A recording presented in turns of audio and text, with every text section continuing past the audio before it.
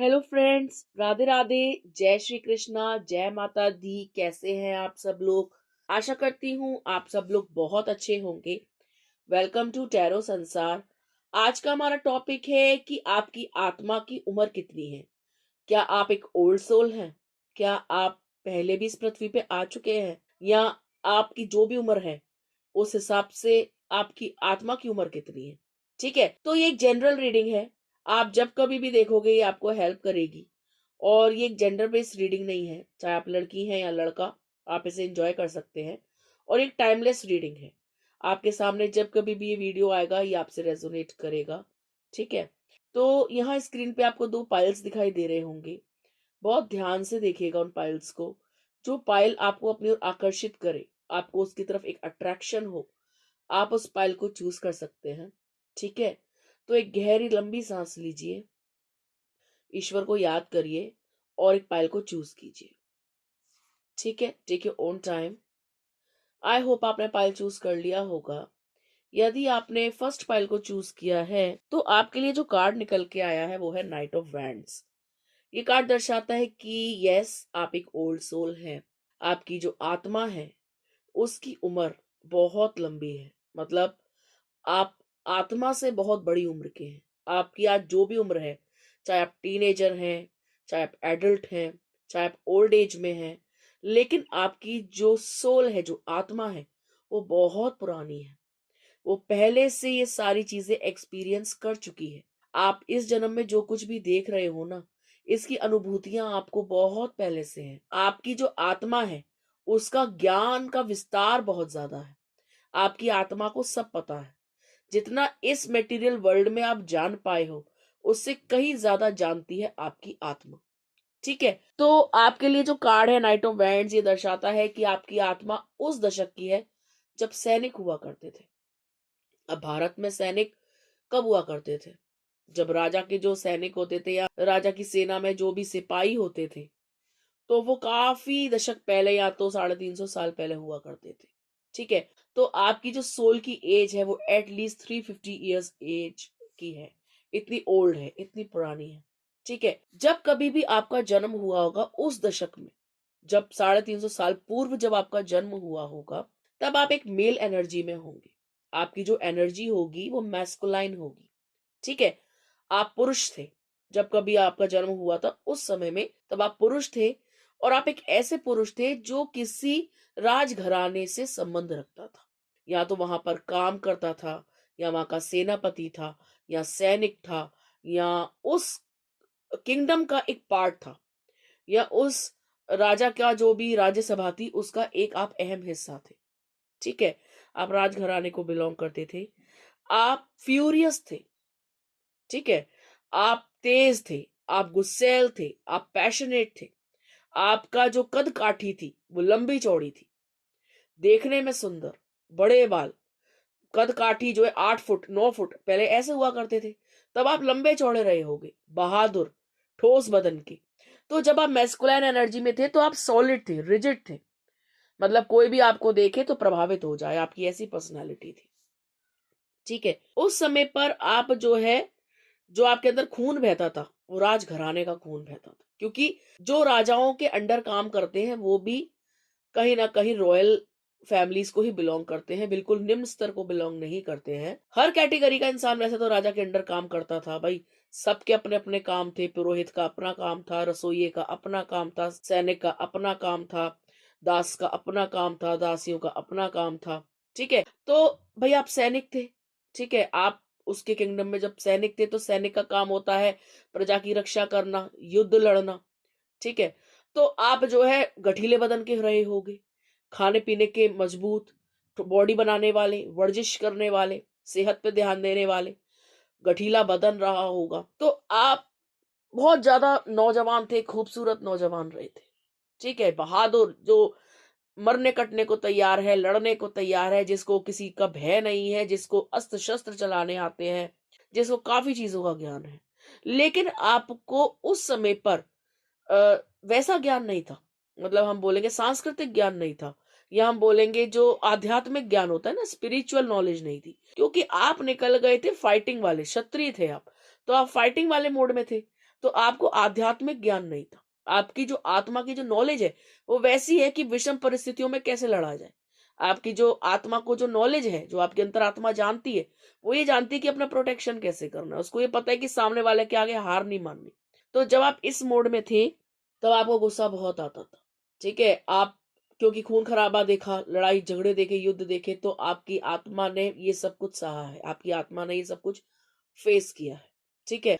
और इस जन्म में भी आप ऐसे हैं जो 1 सेकंड नहीं लगाते, अगर किसी से भी आपका मतभेद हो जाता है, 2 मिनट के अंदर लड़ाई झगड़ा हो जाता है। सामने से अगर किसी ने आपको 1 थप्पड़ लगा दिया, तो यहाँ से 4 थप्पड़ पड़ ही जाएँगे। ठीक है? आपके अंदर बर्दाश्त नहीं है। आप बर्दाश्त नहीं कर सकते और आप बर्दाश्त करते भी नहीं हैं। आपको लगता है तुझ में जितना दम है, उससे कहीं ज़्यादा दम मेरे में है। आप किसी के आगे नहीं झुकते। आपके अंदर एक क्षत्रिय खून है। आप किसी भी कास्ट को बिलोंग करते हो, किसी भी धर्म को बिलोंग करते हो, लेकिन आपका जो ब्लड है वो उबाल वाला है। उबाल आ जाता है उसमें। क्षण भर में उबाल आ जाता है, 2 मिनट में उबाल आ जाता है। कोई गलत बात आपको बर्दाश्त नहीं है, गलत क्रिया आपको बर्दाश्त नहीं है, गलत कर्म आपको बर्दाश्त नहीं है, और सामने वाले व्यक्ति अगर आपको हनन-मनन करने की कोशिश करे, आपको दबाने की कोशिश करे, तो आप उसको मुंह तोड़ जवाब देते हैं। आप नहीं बर्दाश्त करते, क्योंकि ये आपके ब्लड में नहीं है, ये आपकी अंतरात्मा में नहीं है। ठीक है? जब आप ओल्ड सोल थे, तब आप अपने परिवार के प्रति बहुत ज्यादा पैशनेट थे। आप देश की रक्षा करते थे, राजाओं के लिए काम करते थे, लेकिन आप किसी से अत्यंत प्रेम करते थे। आपका जो प्रेम था अपनी पत्नी के प्रति, वो बहुत शुद्ध था। मतलब उस जमाने में भी राजा लोग या किंगडम के कई लोग बहुत सारी रानियां वगैरह रखते थे। बहुविवाह था। ठीक है? बहुविवाह प्रचलित था, लेकिन आपको इन सब में कोई रुचि नहीं थी। आपने जिससे विवाह किया था, जीने से लेके मरने तक आपने उनके साथ अपने संबंध निभाए, अपना विवाह निभाया, अपने कर्तव्यों का पालन किया। और आज की डेट में भी आप जिससे प्यार करते हो, आप कहीं इधर-उधर जाना पसंद नहीं करते। आपको लगता है प्यार मिलेगा तो एक से मिलेगा, अन्यथा प्यार है ही नहीं। क्योंकि आप प्यार पे इस तरीके से बिलीव करते हो, या तो है या बिल्कुल नहीं है। और सुख अगर भाग्य में है तो अवश्य मिलेगा, और मरते दम तक मिलेगा। बार बार प्यार की तलाश नहीं करनी पड़ती। जिससे प्यार होता है वो हमको मिल जाता है, और जो हमको प्यार करता है वो जीवन में अंत तक रहता है। ये आपकी फिलॉसफी है, क्योंकि आप उस जमाने के आत्मा हो, है ना? तो उस जमाने की आत्मा ने क्या सहा, क्या उसके जीवन में हुआ, तो वही चीज आपके अंदर अभी भी है। आप यही सोचते हो कि प्यार एक बार होता है, शादी एक बार होती है। आप यही सोचते हो कि शादी जिससे करी है वही मेरा सब कुछ है, या प्यार जिससे करा है वही मेरा सब कुछ है। उसके लिए हम जिएंगे भी, उसके लिए हम मरेंगे भी, उसके लिए कुछ भी करने को तैयार है, किसी से लड़ने को तैयार है, भिड़ने को तैयार है। ठीक है? आपको पुराने जमाने के गाने बहुत पसंद है। आपको घुड़सवारी करना या हॉर्सेस अपनी ओर बहुत अट्रैक्ट करते हैं, या पेट्स आपको अपनी ओर बहुत अट्रैक्ट करते हैं। आपको फ्लावर प्रिंट बहुत पसंद है, फ्लोरल प्रिंट्स बहुत पसंद है आपको। आपको ड्रेसेस ऐसी पसंद है जिससे लोगों का आकर्षण आपकी तरफ हो, लोग आपकी तरफ देखें, लोग आपकी तरफ अट्रैक्ट हो। ठीक है? आप एक ऐसे व्यक्ति हैं जो खुद को संवार के रखते हैं, सज संवर के रहते हैं। आप एक ऐसे व्यक्ति हैं जो छोटे कपड़े नहीं पहनते, बहुत बड़े बड़े कपड़े पहनते हैं। कुर्ती पहनेंगे, चाहे लेडीज है, कुर्ती पहनेंगे तो लंबी लंबी फूलों के प्रिंट की। ठीक है? अगर आप कोई ड्रेस पहनते हैं तो घुटनों से नीचे, ऊंची नहीं होनी चाहिए। मिनी ड्रेसेस आप नहीं पहनते अगर आप फीमेल हैं तो। और अगर आप मेल हैं तो आपको ऐसे लोअर वोअर में पहनना अच्छा नहीं लगता। आप प्रॉपर प्रॉपर जीन्स होनी चाहिए, प्रॉपर ट्राउजर होना चाहिए, प्रॉपर ड्रेसेस होनी चाहिए। आपको टी शर्ट से ज्यादा शर्ट्स अच्छी लगती है।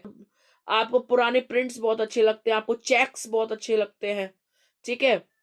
तो काफी सारी पुरानी चीजें ऐसी हैं जो आपको बहुत पसंद है। आपको गजलें बहुत पसंद है, आपको सूफी सॉन्ग्स बहुत पसंद है, आपको जो उम, पुरानी चीजें होती है ना, पुरानी कटलरी, वो आपको अपनी तरफ खींचती है। आपको पुराने गांव बहुत पसंद है, आपको खेतों में जाना बहुत पसंद है, आपको पुरानी चीजें अपनी ओर बहुत खींचती हैं, बहुत फैक्सिनेट करती हैं। आपको लगता है ये चीज प्राचीन है, तो आप उसकी तरफ खींचे चले जाते हो। आपको लगता है ये कहीं देखा लग रहा है, देजा वू, कहीं कहीं ऐसा लग रहा है कि कभी पहले भी कभी देखा है। तो आप ये सब कुछ महसूस करते हो। ठीक है? आप कितने भी मॉडर्न हो जाओ, इस जमाने में हो, क्योंकि आप मॉडर्न एज में हो, मॉडर्न जमाना है, लेकिन आपको प्लाजो, जो लेडीज प्लाजो पहनती है, अगर आप फीमेल है तो आपको पसंद नहीं है, आपको वो ढीले ढीले पजामे पसंद नहीं है, आपको अच्छे नहीं लगते। आपको वही नॉर्मल जो कपड़े होते हैं, सूट पहनेंगे तो भाई बिल्कुल सलीके का सूट होगा। और अगर साड़ी आपको बहुत ज्यादा पसंद है, लहंगे आपको बहुत ज्यादा पसंद है, तो आप ट्रेडिशनल हो, बहुत ज्यादा ट्रेडिशनल हो। और लोग आपसे मिलते तो कहते हैं आपकी थिंकिंग्स थोड़ी सी ओल्ड है, तो आप कहते हो यार हम ओल्ड स्कूल हैं, हम ओल्ड ही ठीक है, हमारी तो हम दिखाते थोड़ी कि कपड़ों से थोड़ी ना पता लगता है कि हम मॉडर्न है। तो आप इस टाइप की फिलोसफी रखते हो, ठीक है। आपको अपनी आंखों का मेकअप करना बहुत पसंद है, आपको लाइनर लगाने बहुत पसंद है, आपको पतला पतला काजल लगाना बहुत पसंद है, ठीक है। क्योंकि आपको ऐसा लगता है कि सवार के रहो, सज के रहो।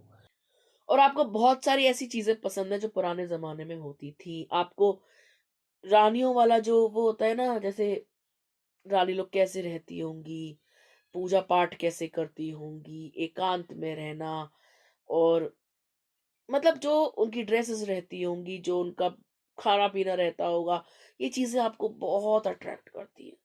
आपको महल में जाना बहुत अट्रैक्ट करता है, आपको मॉन्यूमेंट्स में जाना बहुत अट्रैक्ट करता है, आपको ऐसा लगता है कि कोई कहानी है इसकी जो मुझे जाननी है। तो आपकी आत्मा अच्छी खासी पुरानी है, ठीक है। आप नए नहीं हो, इस पृथ्वी पे पहली बार नहीं आए हो, या पहली बार आपने जन्म नहीं लिया है। जो भी आप एक्सपीरियंस ले रहे हो वो फर्स्ट टाइम नहीं ले रहे हो, आप कई जन्म बिता चुके हो, जिसमें कि सबसे पुराना जन्म जब भी आपका हुआ होगा, उसमें से एक जन्म आपका 350 वर्ष पूर्व अवश्य हुआ होगा, ठीक है। और हमारा एक जन्म नहीं होता, हम कई बार जन्म लेते हैं, ठीक है। कई बार जन्म लेने के बाद हमको मोक्ष की प्राप्ति होती है। मोक्ष की प्राप्ति इतनी आसानी से भी नहीं होती जब तक कर्म बैलेंस हमारा शून्य नहीं हो जाता।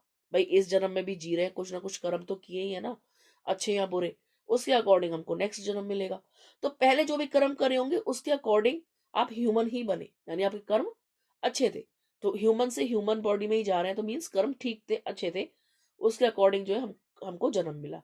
तो इस जन्म में यदि आप पुरुष भी हैं, स्त्री भी हैं, आप जो भी एनर्जी में हैं, लेकिन पूर्व जन्म में आप एक पुरुष थे और एक महान परिवार, एक रॉयल परिवार को आप जो है बिलोंग करते थे, संबंध रखते थे, और वही रॉयल ब्लड आपके अंदर अभी भी है।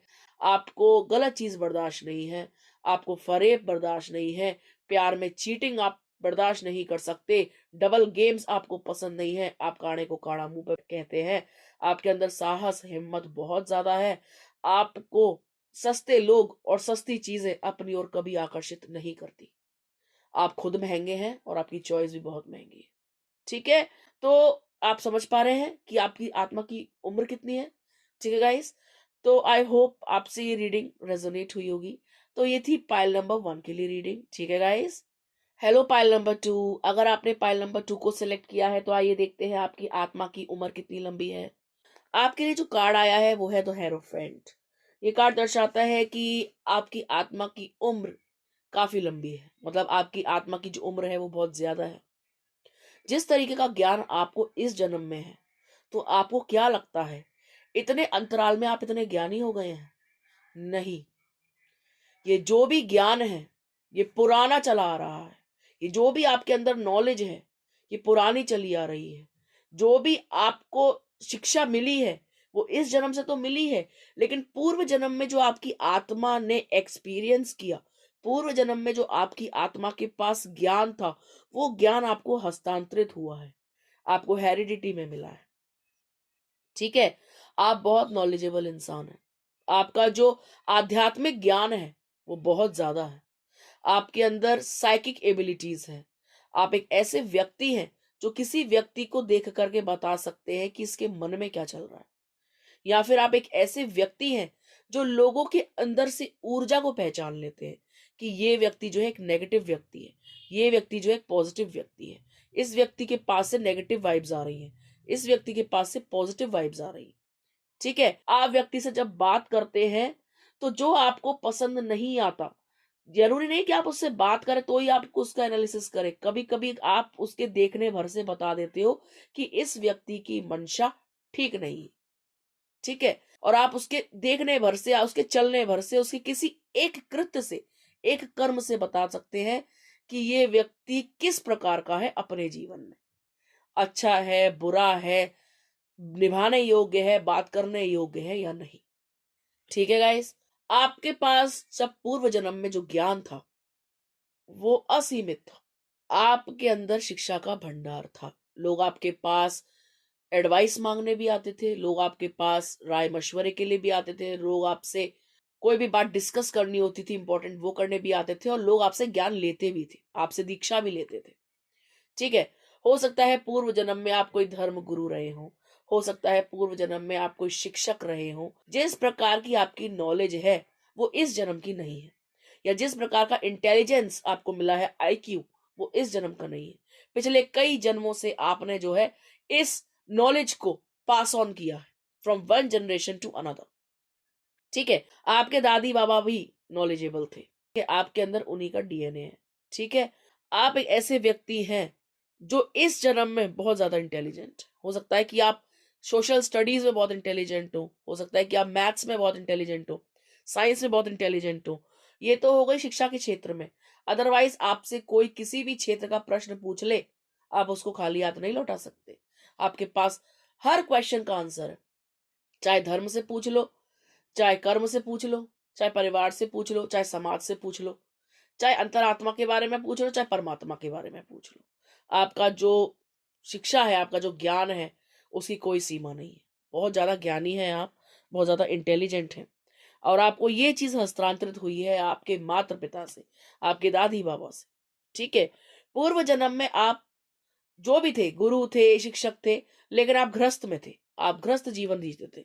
आपका अपना सुखी परिवार था, बाल बच्चे थे, और आपने ये चीज अपने बच्चों को भी दी, और आपने समाज कल्याण के लिए खूब कार्य किए। आज की डेट में भी आप समाज के कल्याण के लिए खूब कार्य करते हो। आप लोगों को गलत राह पे नहीं जाने देते, आप लोगों को मिसगाइड नहीं करते। ठीक है, अगर आपके पास कोई दुश्मन भी आता है तो भी आप उसको सही शिक्षा देते हैं। ठीक है, आप लोगों के कल्याण के लिए काम करते हैं।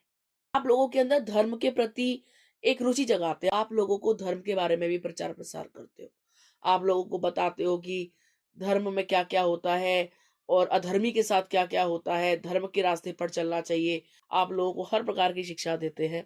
आपका प्रेम में अटूट विश्वास है, आपको लगता है प्रेम से बड़ी अनुभूति नहीं हो सकती।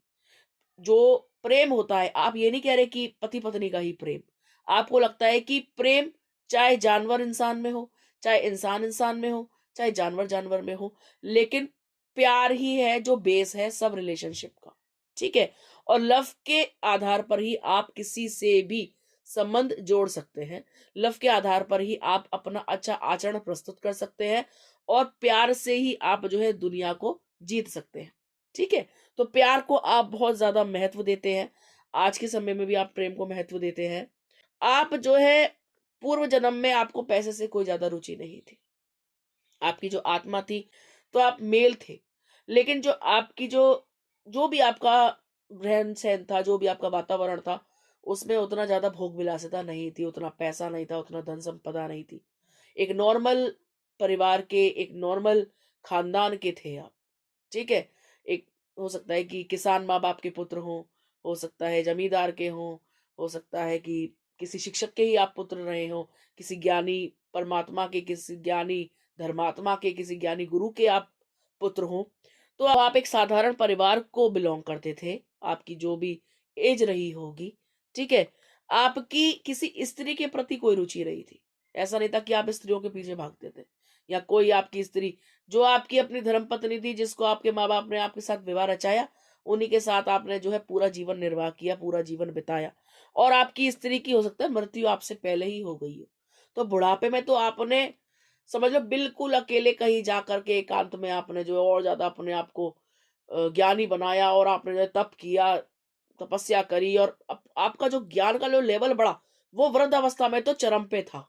मतलब उसका मुकाबला ही नहीं था, क्योंकि जब गृहस्थ से आप निच्चू हो गए, जब गृहस्थ आपका खत्म हो गया, आपकी पत्नी आपको पहले ही छोड़ के चली गई, तो उसके बाद आप गृहस्थ में रहे ही नहीं, आप कहीं एकांत में ही रहे।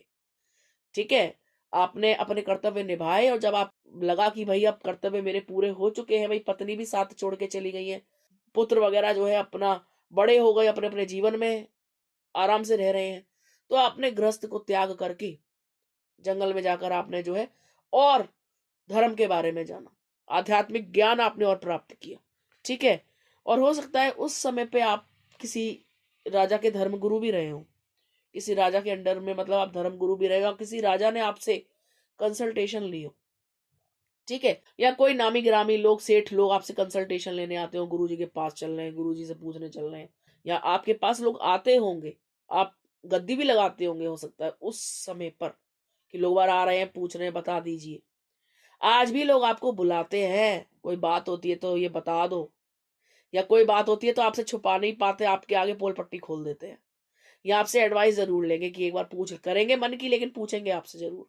ऐसा होता है आपके साथ, ठीक है। और ऐसा भी होता है कि जब आप सोते हो, सपने देखते हो, तो वो सपने पूरे हो रहे हैं, और आप धर्म में बहुत रुचि रखते हो, पूजा पाठ में बहुत रुचि रखते हो, और आपको अंदर ही अंदर बहुत कौतूहल होता है, रामायण पढ़ लूं, गीता पढ़ लूं, कोई होली बुक पढ़ लूं, चाहे आप किसी भी कास्ट के हो, अपनी किताब पढ़ लूं, किताब में ऐसा क्यों लिखा है, ऐसा अपनाने से क्या होगा, ऐसा करने से क्या होगा।